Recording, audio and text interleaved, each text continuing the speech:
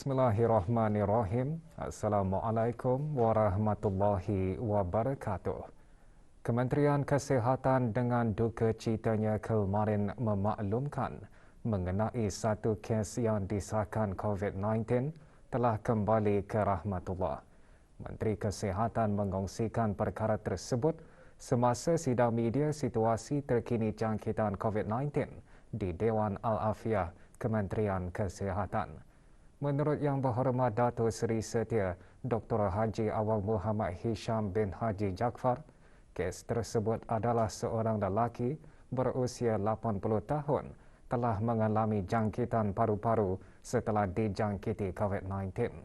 Sidang media petang kemarin turut disertai oleh Yang Berhormat Dato' Seri Setia Dr. Awang Haji Muhammad Amilio bin Abdullah, Menteri di Jabatan Perdana Menteri dan Menteri Kewangan dan Ekonomi kedua. Allahyarham ialah seorang lelaki berumur 80 tahun yang merupakan kes 1458 yang telah didapati positif pada 22 Ogos 2021.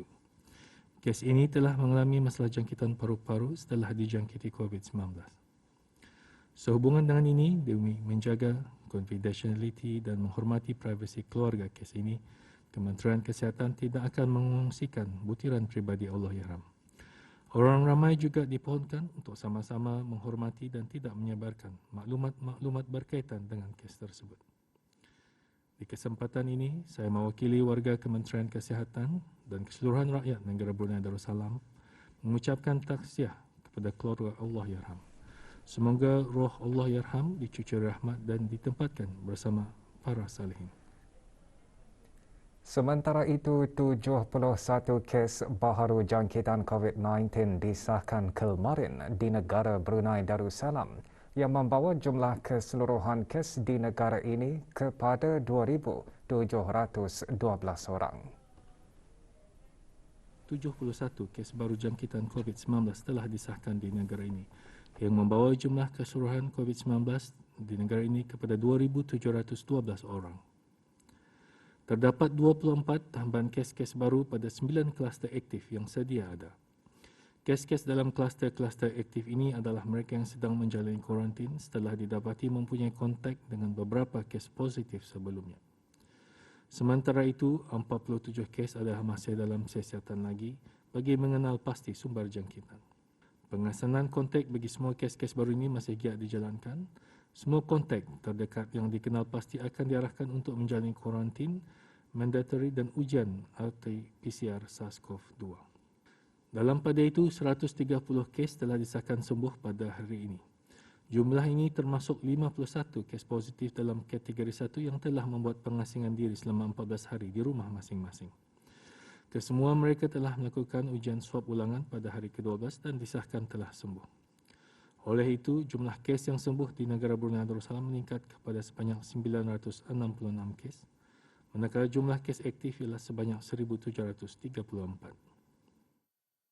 Di kalangan kes-kes aktif tersebut, 8 kes adalah dalam keadaan kritikal, yang mana 7 daripadanya memerlukan bantuan mesin pernafasan atau artificial ventilation, manakala 1 lagi kes masih memerlukan bantuan mesin tambahan hadlang mesin ataupun ECMO. Sementara itu, 28 kes lain yang dikategorikan dalam kategori 4 sekarang ditempatkan unit rawatan intensif bagi pemantauan rapi. Dalam tempoh 24 jam yang lalu, sebanyak 3,386 sampel telah diuji bagi virus SARS-CoV-2 yang membawa jumlah keseluruhan ujian makmal dijalankan sejak Januari 2020 kepada 232,227 ujian. Menteri Kesihatan juga memaklumkan fasa kedua COVID Holding Area Mahat Tutong akan mula menerima pesakit dalam kategori 2 bermula hari ini 1 September. Fasiliti baharu itu boleh menampung sehingga 338 orang pesakit dan dikendalikan bersama oleh Kementerian Kesihatan dengan Angkatan Bersenjata di Raja Brunei.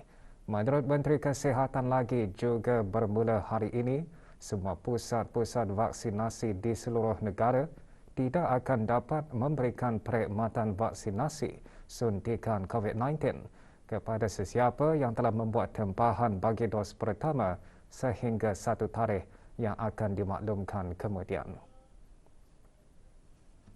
Penangguhan ini adalah disebabkan bekalan vaksin COVID-19 telah berkurang dengan cepat dan di luar jangkaan.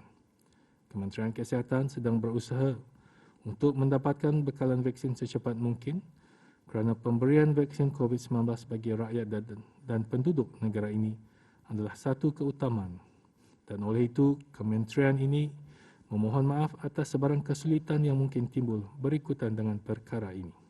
Walau bagaimanapun, dos pertama vaksin COVID-19 masih diberikan kepada golongan warga emas, orang kurang upaya dan wanita mengandung sahaja, di mana mereka boleh mendapatkan suntikan dos pertama tersebut dari mana-mana pusat suntikan secara walk-in.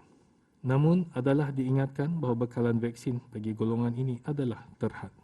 Sementara itu, pemberian suntikan vaksin adalah diteruskan bagi mereka yang telah membuat tempahan bagi dos kedua yang mana bekalan vaksin bagi mereka yang memerlukan dos kedua adalah mencukupi. Dalam pada itu, orang ramai yang telah membuat tempahan untuk mendapatkan dos pertama akan dijadualkan untuk mendapatkan slot tempahan baru apabila bekalan vaksin baru tiba kelak. Bersama-samalah kita bekerjasama dan berusaha untuk mengawal penularan COVID-19 di negara ini dengan mematuhi arahan-arahan yang telah dikeluarkan. Semoga segala usaha yang kita lakukan akan dipermudahkan oleh Allah Subhanahu Wa Taala dan mendapat keberkatan darinya jua.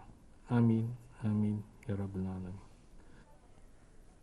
Kementerian Kesihatan masih berurusan dengan pihak-pihak berkenaan bagi memastikan bekalan vaksin COVID-19 tidak tertangguh begitu lama, ia bagi memastikan program vaksinasi kebangsaan COVID-19 dapat diteruskan.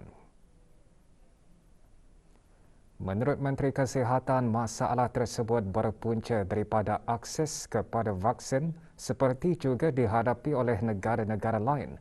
Oleh itu, Kementerian Kesihatan jelas Yang Berhormat sedang membuat yang terbaik bagi mengatasi masalah tersebut. Program vaksinasi kebangsaan COVID-19 mendapat sambutan sangat menggalakkan dengan kira-kira 10,000 orang mendapat suntikan dalam sehari.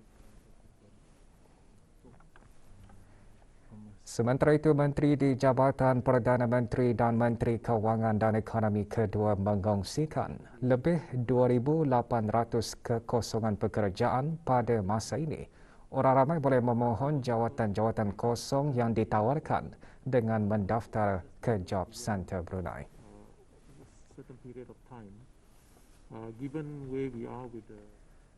Kementerian Kesihatan terus menerima sumbangan daripada pelbagai pihak dalam membantu kerajaan menangani dan membendung penularan COVID-19 di negara ini. Sumbangan diterima oleh Awang Haji Maswadi bin Haji Mohsin, Setiausaha Tetap Kementerian Kesihatan. Keluarga Begawan Mudim Dato' Paduka Haji Bakar bin Muhammad Saleh dan Datin Dayang Haja Zainab binti Abu Bakar menyerahkan sumbangan cek bernilai RM10,000. Persatuan Kesatuan Zong Zin Haka dan William Ngoh Po Fok menyerahkan cek bernilai RM10,000. Persatuan Brunei China One Belt One Road menyerahkan cek bernilai RM12,000. Persatuan Fuzo Shiyi menyerahkan cek bernilai RM50,000. Dan Asterix United sendirian berhad menyerahkan 320 kotak songkok muka.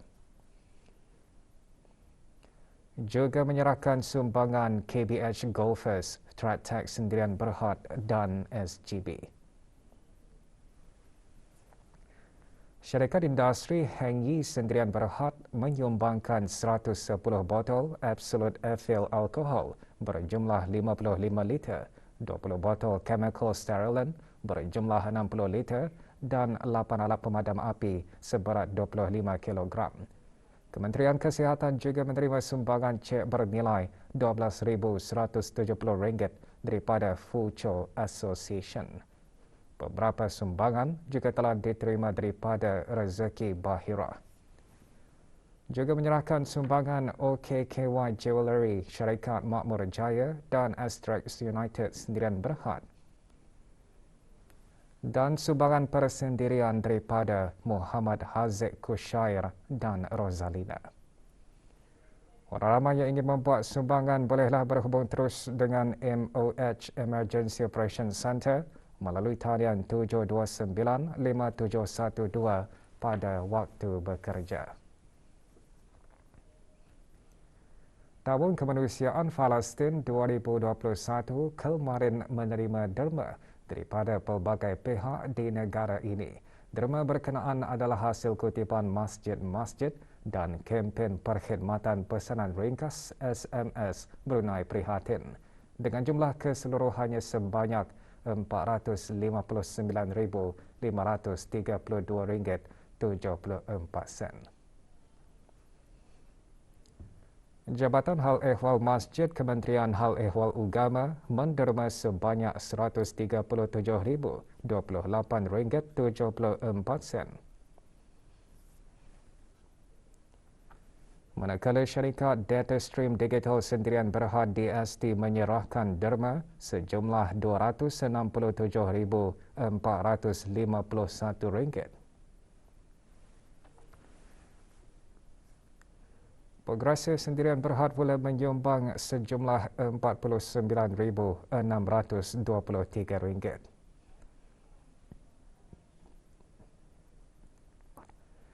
Dan Imagine Sendirian Berhad menyerahkan derma sejumlah RM5,430.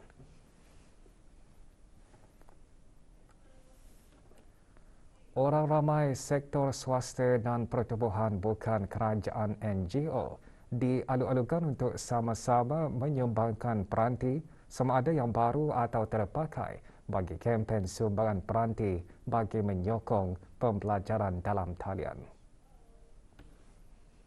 Kementerian Pendidikan Negara Brunei Darussalam dengan kerjasama Kementerian Pengangkutan dan Infokomunikasi dan pihak berkuasa industri teknologi infokomunikasi Negara Brunei Darussalam berhasrat untuk mengumpulkan sumbangan sebanyak 5,000 peranti.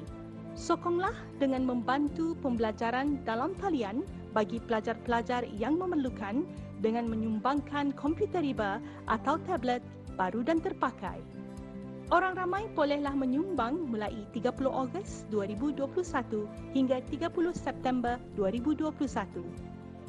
Biskita bolehlah menyumbangkan komputer riba atau tablet baru dan terpakai mengikut spesifikasi minimum yang tertera. Sumbangan boleh diserahkan ke Jabatan Pendidikan Co-Kurikulum, Lambat Kanan atau Pusat Tingkatan 6 Tutong dari jam 8.30 pagi hingga 11.30 pagi. Penyumbang hendaklah mengikuti prosedur operasi standard berikut semasa penyerahan sumbangan. Bersama-sama merealisasi akses pendidikan kepada semua.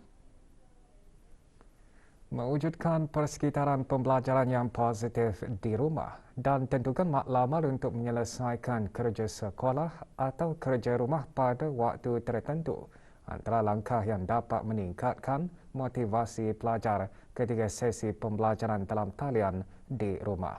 Menurut Dr. Hajah Halimatul Radiah binti Datuk Seri Setia Haji Matusin, pensyarah Universiti Islam Sultan Sharif Ali Yunisa, pembelajaran di alam maya memerlukan disiplin pelajar yang tinggi serta sokongan dan dorongan yang kuat daripada ibu bapa. Selain itu, para pelajar juga perlu merancang masa di rumah dengan sewajarnya.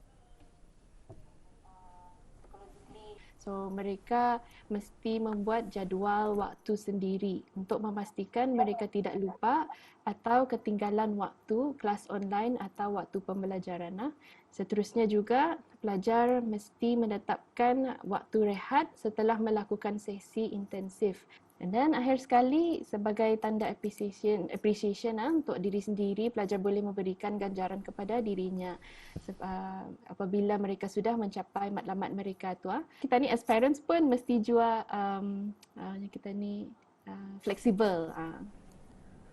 Dr. Hajah Halimatul Radiah juga menyarankan warga pendidik agar sentiasa memberikan kata-kata motivasi kepada para pelajar sebelum pembelajaran bermula supaya pelajar tidak merasa bersendirian ketika pembelajaran dalam talian. Sekurang-kurangnya 100 sebuah keluarga di daerah Blyth menerima bantuan berupa barang asasi melalui projek Minda Prihatin yang diungkayahkan oleh Pergerakan Minda Belia. Bantuan berkenaan dihantar ke rumah-rumah penerima di Rancangan Perumahan Negara RPN Kampung Pandan, RPN Kampung Panaga Seria, Lorong 3 Selatan Seria Lumut dan Mukim Labi. Projek tersebut antara lain bertujuan membantu keluarga yang terjejas semasa situasi COVID-19. Pihak penganjur berkata projek tersebut akan diteruskan sehingga situasi COVID-19 berkurangan.